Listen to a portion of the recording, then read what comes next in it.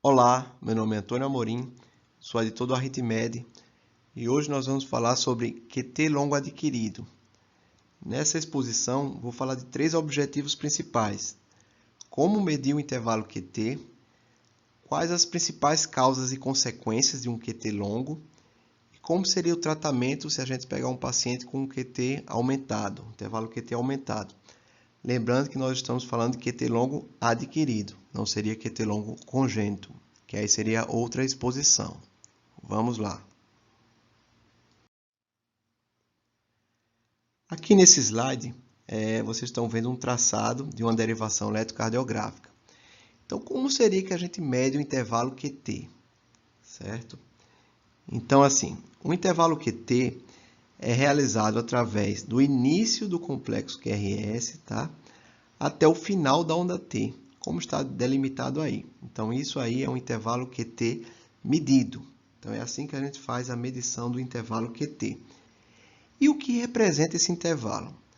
Esse intervalo QT, ele representa a ativação e recuperação ventricular. Ou seja, durante o ciclo cardíaco, ele representa a duração total da ação ventricular.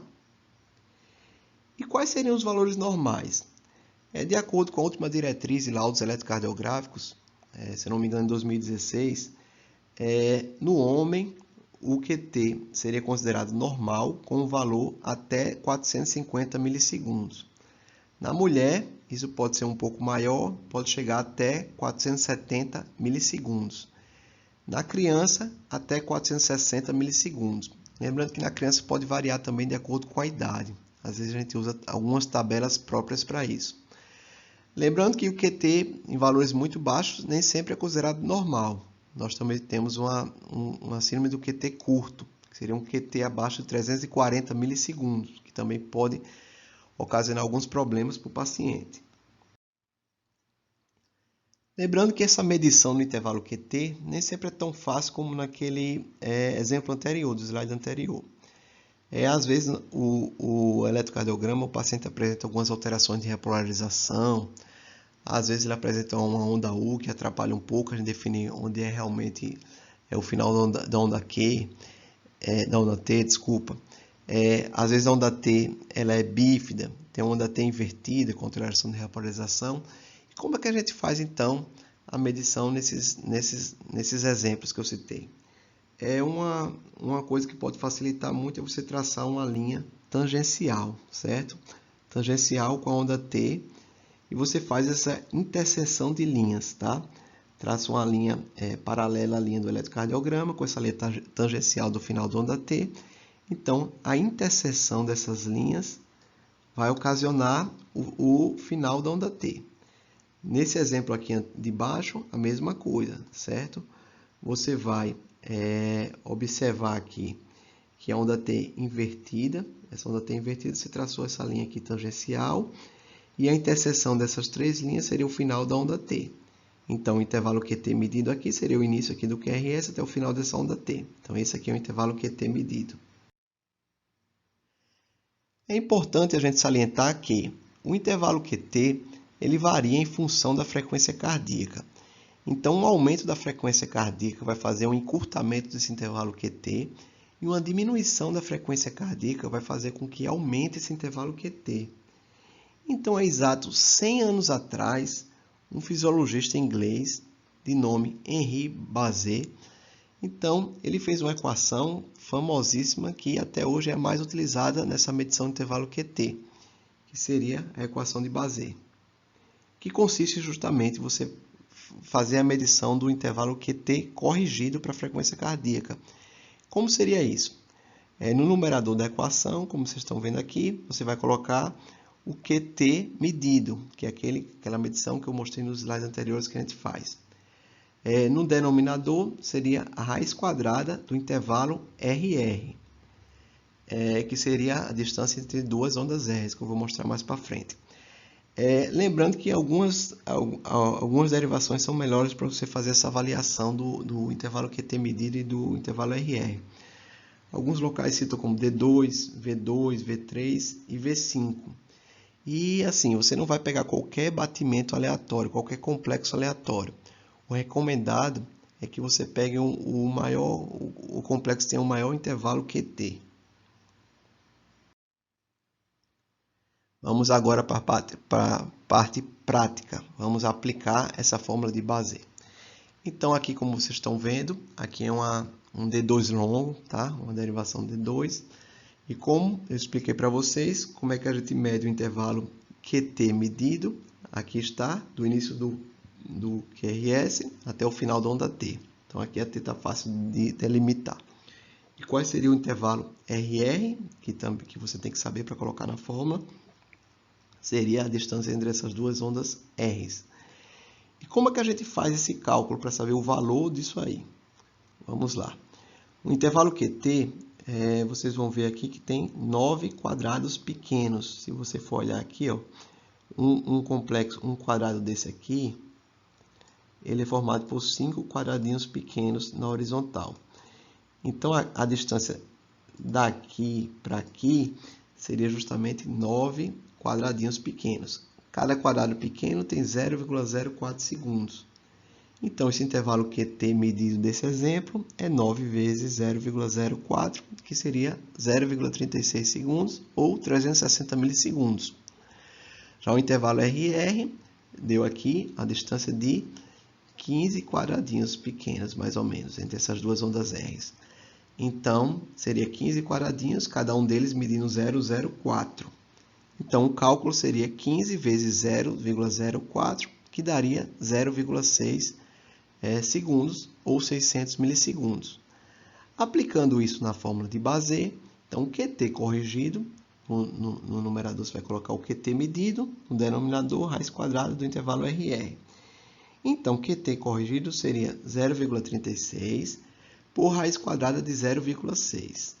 QT corrigido seria 0,36 dividido por 0,77. QT corrigido seria 0,467. Lembrando que esse traçado eletrocardiograma é de uma mulher, então estaria abaixo de 0,47, que seria 470 milissegundos, então está dentro da normalidade. É importante a gente saber que existem algumas limitações quando você pega um eletrocardiograma e vai aferir o intervalo QT. E essa análise vai estar prejudicada. Seria naquele paciente que tem um ritmo estimulado por marca-passo, o paciente que possui uma pré-excitação ventricular, aquele paciente que apresenta fibrilação atrial. Então, esses pacientes você não vai conseguir fazer essa medição do intervalo QT. Lembrando que a fórmula que eu expliquei no slide anterior, que é a fórmula de Basé, também apresenta alguma limitação. A limitação dela é justamente em relação à frequência cardíaca. Então, naqueles pacientes que apresentam uma frequência cardíaca menor que 60 ou uma frequência cardíaca maior que 100, então é recomendado você não utilizar a fórmula de Basé. O American Heart e também essa diretriz brasileira de laudos de eletrocardiograma, ela recomenda que nesses casos, com a frequência menor que 60 ou maior que 100, você utilize alguma fórmula de regressão linear, que existem alguns tipos. Uma delas seria a fórmula de Rogers, que consiste basicamente no seguinte: QT corrigido é igual a QT medido em milissegundos, mais 1,75 vezes frequência cardíaca menos 60. Vou colocar aqui um exemplo hipotético só para vocês ver como é que a gente faz essa fórmula. QT corrigido, coloquei aqui que deu o QT medido 520, coloquei isso de forma aleatória, mais 1,75 vezes a frequência cardíaca menos 60. Eu coloquei uma frequência cardíaca de 50, que teria que ser uma frequência cardíaca que não se quadrasse na de Basé. Então, eu coloquei uma frequência cardíaca baixa. Então, o QT corrigido seria igual a 520 mais 1,75 vezes menos 10. QT corrigido é igual a 520 menos 17,5, que é igual a 502,5. Então, vocês percebam que é um intervalo QT aumentado. Pode ser tanto para o homem ou para a mulher. Estaria um valor elevado. Quais seriam as causas desse QT longo? Como eu falei, volto a frisar, estamos falando de QT longo adquirido. Não seria QT longo congênito, que aí já é hereditário, já tem outros problemas. A gente pode falar isso em outra aula, mais para frente. Então, existem algumas causas que podem levar a um paciente a apresentar um QT longo aumentado. A principal delas seria medicamentos. que eu vou falar no slide a seguir. Isquemia miocárdica pode estar relacionado a alguns distúrbios hidroeletrolíticos, entre eles podemos citar hipocalemia, hipocalcemia, hipomagnesemia. Tireoidopatias também está relacionado. Então, essas são as principais causas de QT longo adquirido. Então, aqui seriam as principais causas em relação aos medicamentos, tá? O que pode prolongar no intervalo QT. Aqui na coluna da esquerda aqui do slide vocês veem as categorias e na direita os medicamentos. Antiarrítmicos, existem alguns que podem estar diretamente relacionados ao aumento do QT. Nós podemos citar amiodarona, sotalol, procainamida, quinidina. Com relação aos antibióticos, nós temos aqui as quinolonas como os principais causadores, azitromicina, ciprofloxacina, claritromicina, eritromicina, moxifloxacina. Sulfa também está relacionado. Antifúngicos, nós temos o fluconazol, itraconazol. Antipsicóticos, clorpromazina, clozapina, haloperidol, quetiapina, risperidona. Antidepressivos, nós temos a amitriptilina, nortriptilina, imipramina, paroxetina, sertralina. E existem outras medicações de diversas categorias. Coloquei aqui 2 exemplos, são da cetrona, a hidroxicloroquina. Então, eu estou gravando essa aula, hoje é dia 30 de março de 2020, e aqui a gente estamos vivenciando essa pandemia do Covid-19, certo?